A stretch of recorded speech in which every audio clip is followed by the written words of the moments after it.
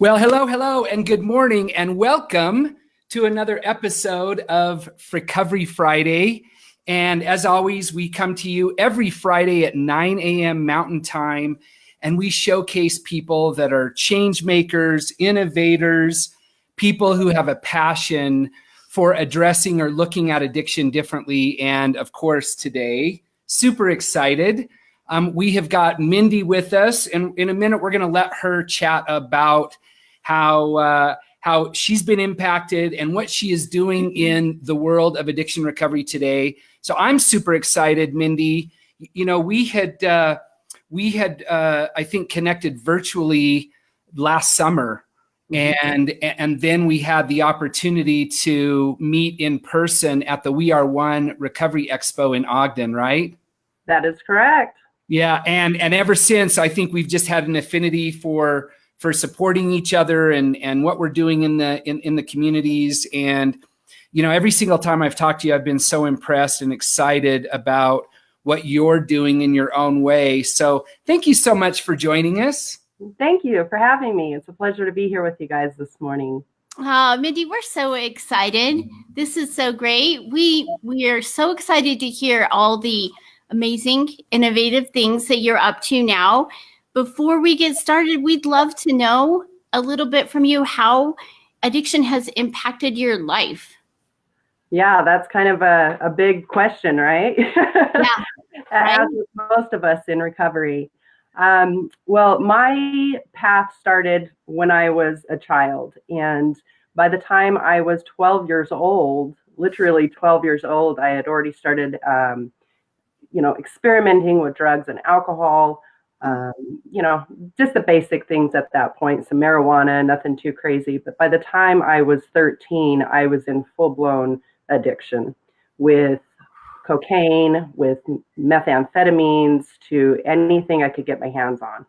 And it really stemmed from my household environment. I've always grown up in a house full of addicts. And so my own mother is an addict herself. And so that's just kind of been my life.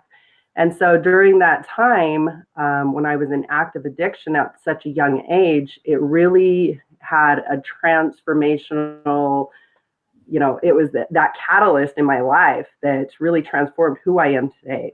And so I was in active addiction for about 2.5 years. And during that time, I had dropped out of school, joined gangs, was involved in all sorts of craziness. When, people look at me today and they're like, there's no way she was a gang member. Yeah, I was. I've been on high-speed chases to drive-by shootings, the whole 9 yards.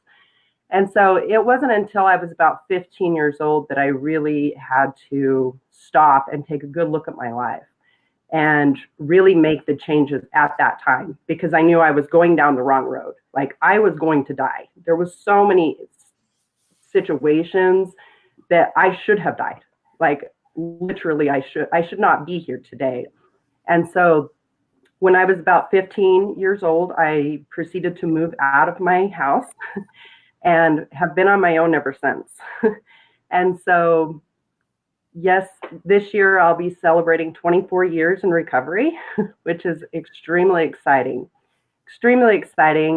And I've really utilized my past as being an addict, and because I know how it is. I've been there, I've done that. I know the triggers, I know the emotional strain that we all go through.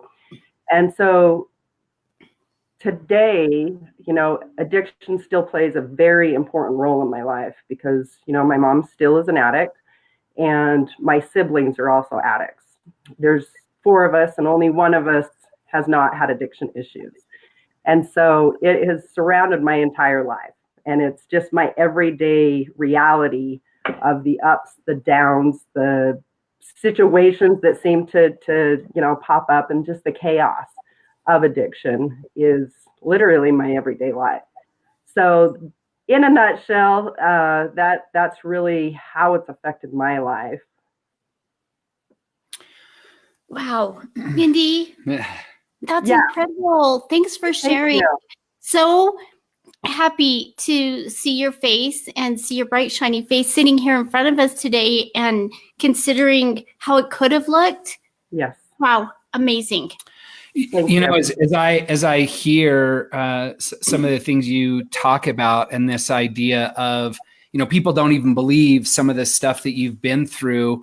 I want to point out how that is so possible for people to literally step into a place where that does not define you anymore. It's an experience you had, and it really propelled you into a completely different stratosphere and mindset and the way that you see the world. And so anyone who's out there that maybe has a loved one or someone that they feel is a lost cause or someone they feel is never going to make it, I want you to take a look at Mindy for just a second.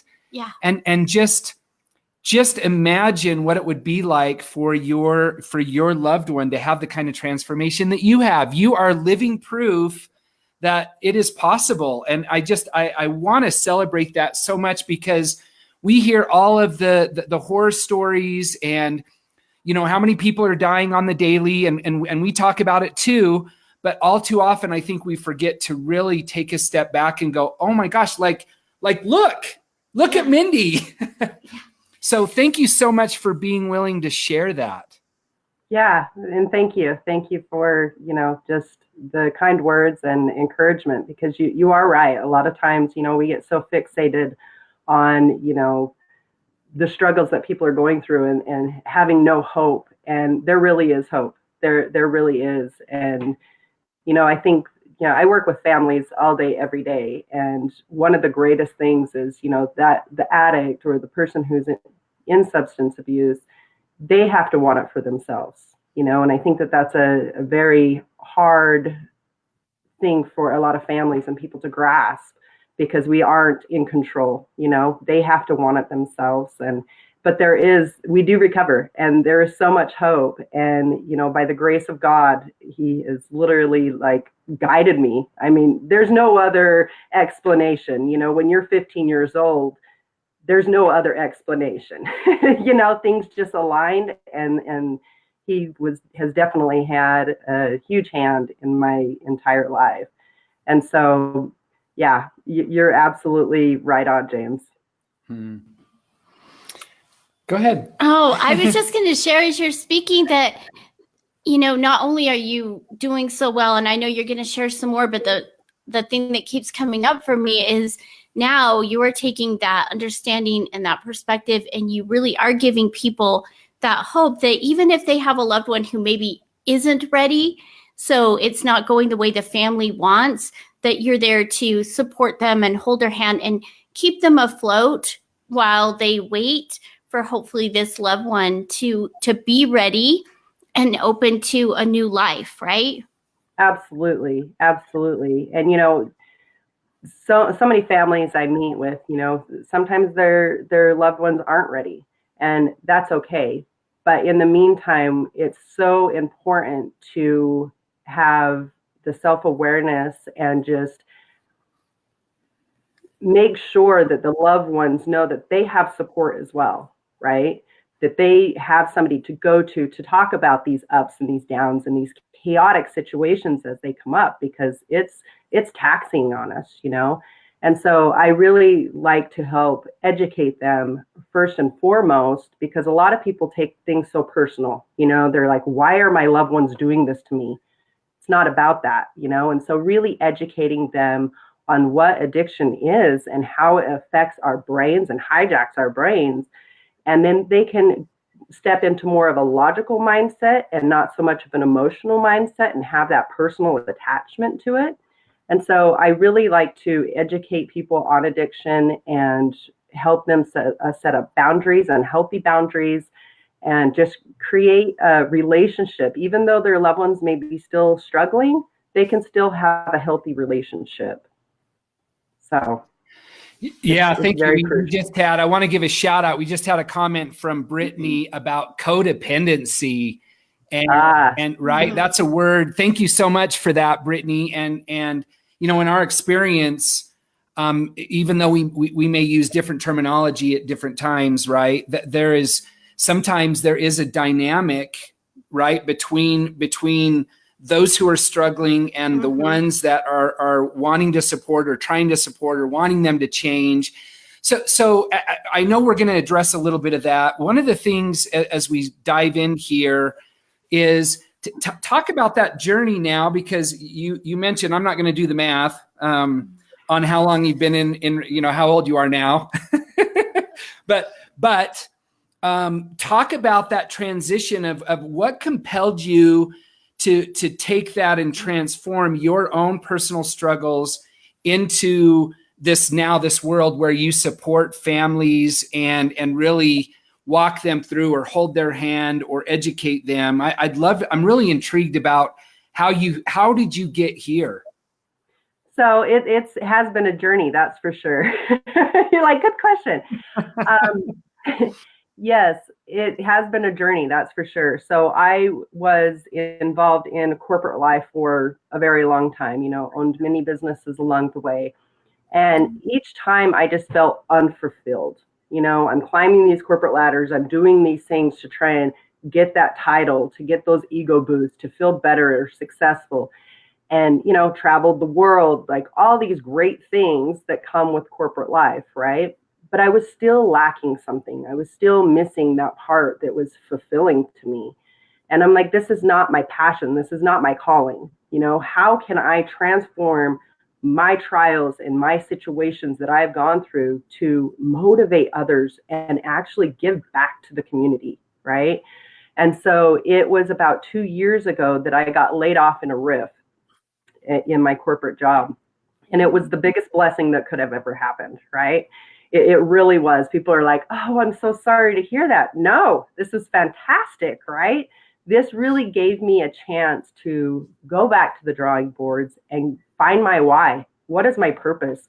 I did not go through this whole transformational journey for nothing, right? Just to have a title. No. What is that? Nothing, right? And so I've really gone back to the drawing boards, and now, I focus 100% of my time on, like I said, going out and talking to and educating people and really getting involved in the community.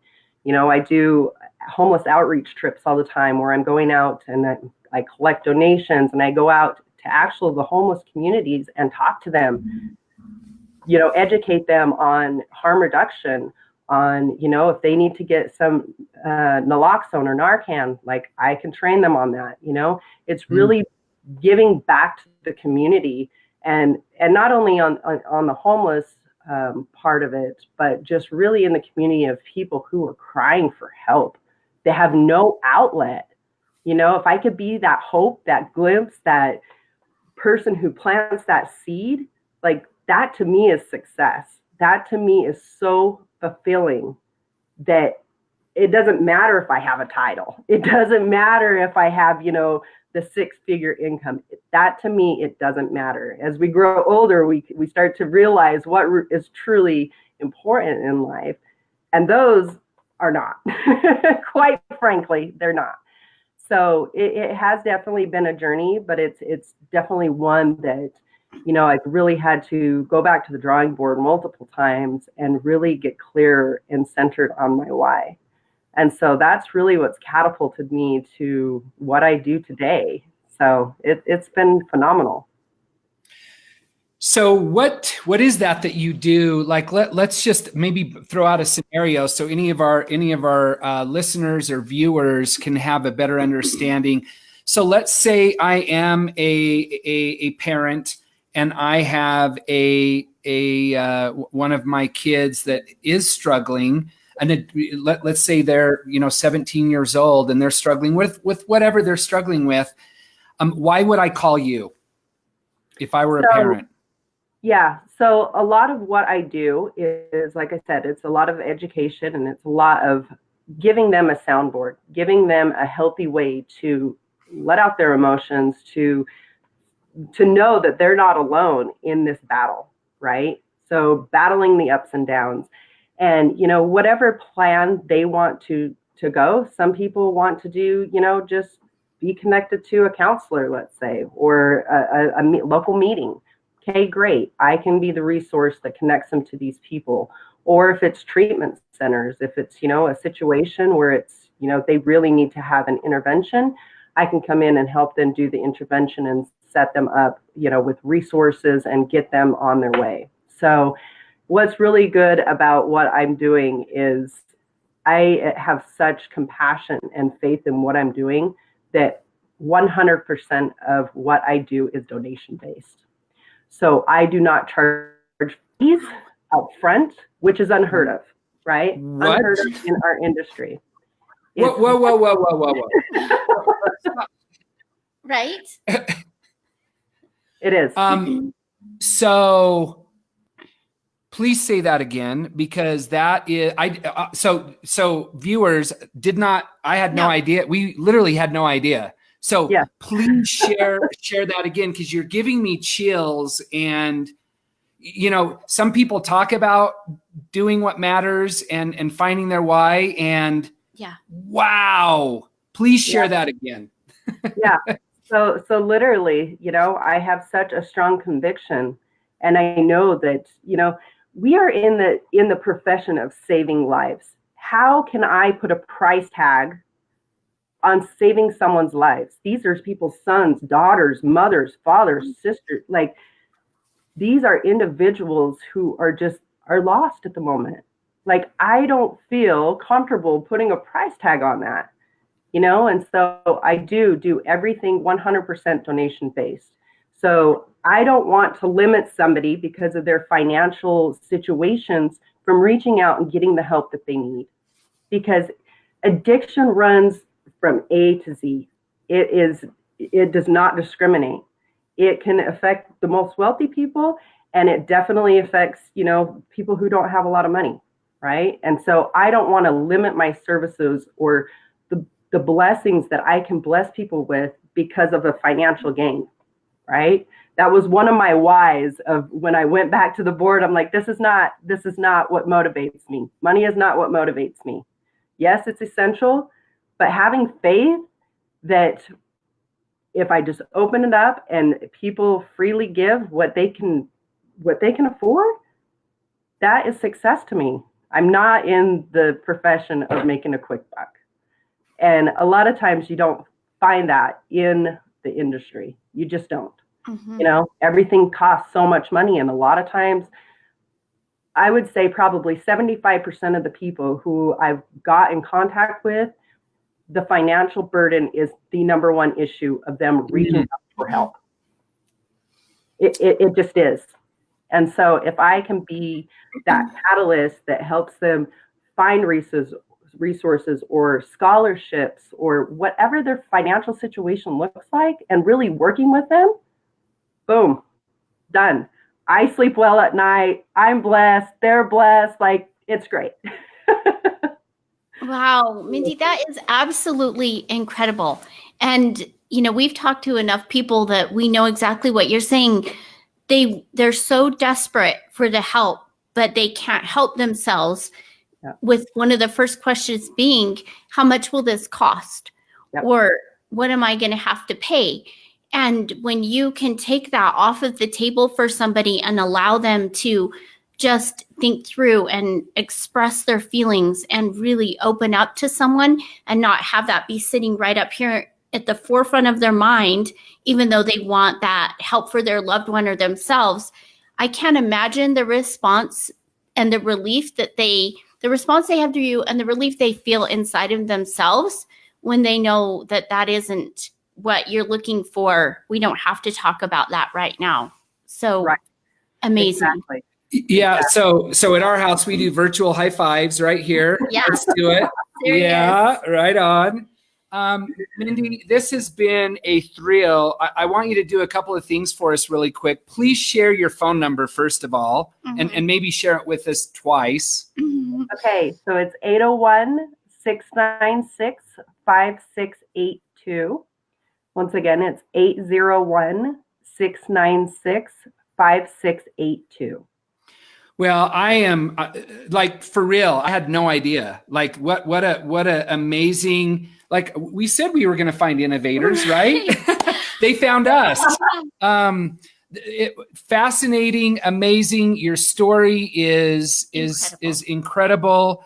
your heart is huge, and we just know that it's probably paying big dividends. And I am over the moon with the resource, because here's what's great. Guess what? We have a resource now too, because we get those type of calls, and frankly, we're not quite sure all the time what to do with them. And to have you as a partner and someone that we can share in that journey together with those families, because this is what we're all about too, is how do we change the way that we address addiction in this country and in this world.